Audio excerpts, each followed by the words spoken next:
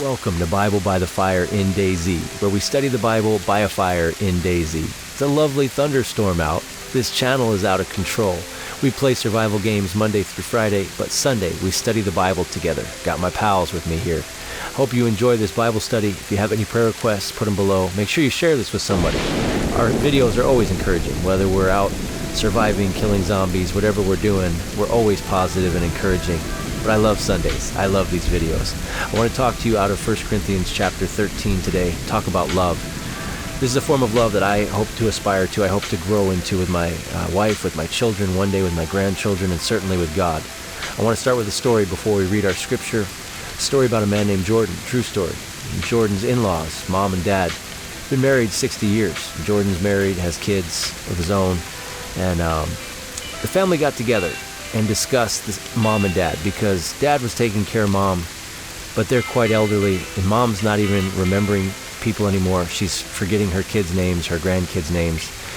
And they were talking that maybe it's time to put mom in a full-time care facility. But they needed someone to talk to dad about it, because dad was taking care of mom. Dad was there for her, cooking for her, cleaning up after her, making sure she makes all of her medical appointments and things like that.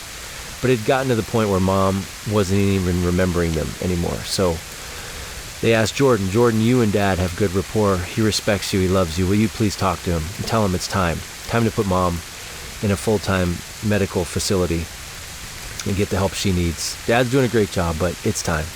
Jordan agreed. So Jordan went to dad's house. Dad welcomed him in. It was quiet, old wood floors. You could see the little flakes of dust floating in by the window from the sunlight peering in. Just real quiet, how the house always was. Jordan sat down with dad, told him what the family had agreed on. Like, Dad, you're doing a great job. We see how much you love mom, but it's time to put her in a place where she can have full-time medical care. And dad was shaking his head no. And Jordan saw that, and he said, Dad, she doesn't even recognize us anymore. She doesn't remember our names. It's time. And that's where dad spoke up. He said, I know she's forgotten your names, but she still recognizes me. Let's bring her tea. And when we bring her tea, watch her eyes. As she looks at me, you'll see it. There's a little hint of a smile still in her eyes. Look for it. You'll see it. So they got the tea ready, spoon clanging in the mug, put a little doppel of honey in there, walked down the quiet hallway, opened the door, and there was mom sitting in bed in her nightgown. She looked over at Jordan, holding the cup of tea. No expression, no recognition, just a blank look. As Jordan stepped through the door, Dad was right behind him. When she saw Dad, Jordan was watching and watching carefully. There was a little glimmer of joy in her eye, a little smile he could see on the corner of her cheek, ever so slight, but she did recognize Dad still. So they sat and had tea with mom, went back to the living room, and Jordan said, Dad, I saw it. I saw she still recognizes you. It's going to come sooner or later, but let's talk about this in a few weeks. Dad agreed. A few weeks had gone by, and it got to the point where mom didn't even recognize Dad anymore. They did the same routine, walked down the same hallway. Jordan opened the door. Mom looked with a blank stare in her face at Jordan, looked past Jordan to see the next man coming in, and there was no glimmer in her eye. There was no little smile on the corner of her cheek. It was gone. She had nothing left. And Jordan and Dad went out to the living room to talk. And Jordan said, Dad, she doesn't recognize you anymore. It's time. And Dad looked at Jordan and said, just because she doesn't recognize me anymore doesn't mean I love her any less. And that's the line that gets me. They did ultimately put her in a care facility, and Dad was there every single day.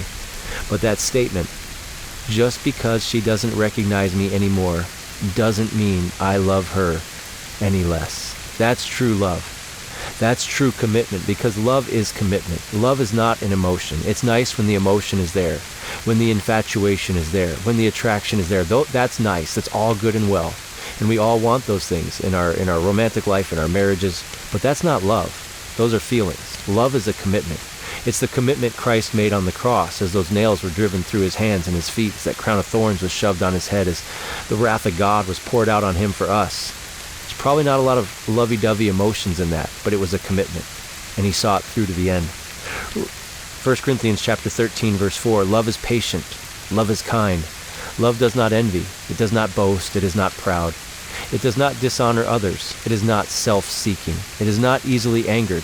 It keeps no record of wrongs. Love does not delight in evil, but rejoices in truth. It always protects, it always trusts, it always hopes, always perseveres. Love never fails. Where there are prophecies, they will cease. Where there are tongues, they will be stilled. Where there is knowledge, it will pass away. For we know in part, we prophesy in part. But when the completeness comes, what is in part disappears. When I was a child, I talked like a child. I thought like a child. I reasoned like a child. When I became a man, I put away childish things. For now we only see as in a reflection in a dim mirror, but we shall see face to face. Now I know in part, then I will know fully, just as I am known. And these three things remain, faith, hope, and love. But love is the greatest of these things.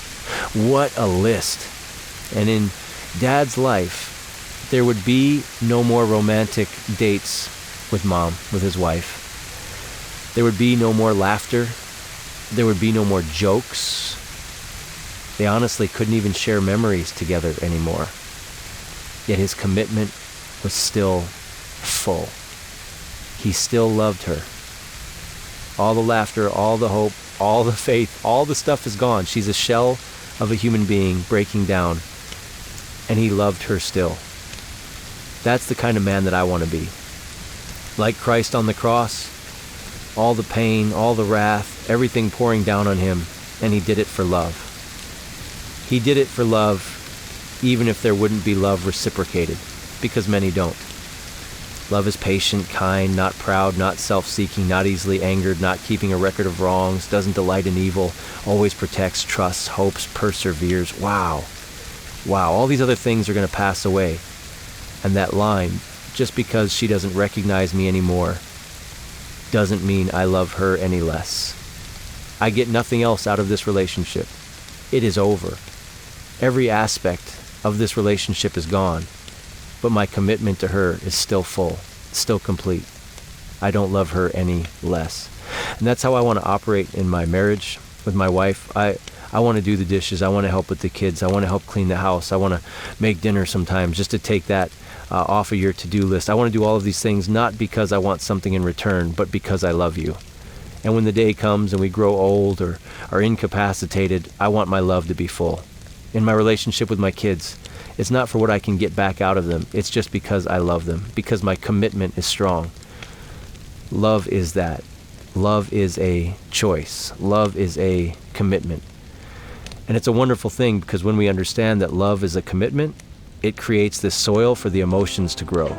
It creates like this greenhouse for the emotions to thrive. But emotions are going to come and go. You have good days, you have bad days. Didn't have my coffee this morning, kind of grumpy. Emotions come and go. Tragedy, heartache, cancers, treatments, diseases, financial issues. All these things are going to cause our emotions to go up and down. But love is a choice. Love is a commitment. I am here by your side through and through. And in that context, the emotions are going to thrive. Wow. Wow. 1 Corinthians 13. Read it again on your own when we're done with this video and think about that. Do I love to manipulate? Do I do things to get what I get in return? That agape love. I love you more and again. I love you unconditionally. I love you even when I get nothing back from it. That's what we're called to. That's what we need to grow towards, is that kind of love. Patient, kind, not proud, not self-seeking. There's never dishonor. It's rejoicing in truth. It's always trusting, hoping, persevering. Just because she doesn't recognize me anymore doesn't mean I love her any less. That's the man that I want to be. Well, thank you for listening to this Bible by the Fire. I hope you're having an amazing day. And until next time, go out there and keep carrying the fire.